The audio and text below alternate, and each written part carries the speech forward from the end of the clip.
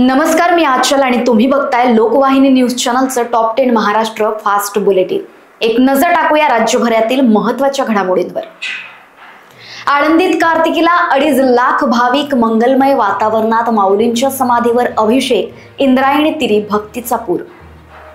वर्ध्यात बनावट नोटांच्या छापखान्यावर पोलिसांचा छापा, 500च्या 144 नोटा जप्त, एकाच घेतले ताब्यात।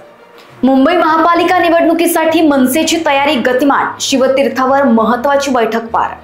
नागपूरमध्ये मोठी राजकीय हालचाल, माजी आमदार बळीराम भाऊ शिरस्कार भाजपात प्रवेश करणार, स्थानिक राजकारणात चर्चांना उधाण।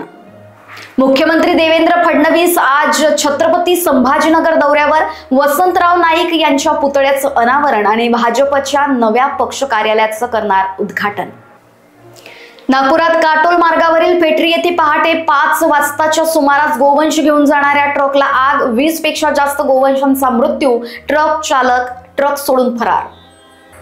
कोपरगाव तालुक्यातील नरभक्षक बिबट्याला ठार मारण्यात अखेर यश, धारणगाव शिवारात वन विभागाने कारवाई केली। गेल्या काही दिवसांपासून नरभक्षक बिबट्याने घातला होता धुमाकूळ, 4 वर्ष बालिका आणि 60 वर्ष महिलेचा झाला होता मृत्यू।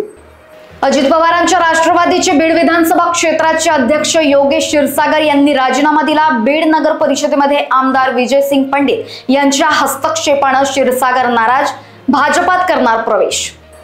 ठेवीदारांना 50 लाखांचा गंडा, साईबाबा महिला पतसंस्थेच्या अध्यक्ष आणि उपाध्यक्षांना अटक, न्यायालयासमोर हजर केले, मंगळवारपर्यंत पोलीस कोठडी सुनावली।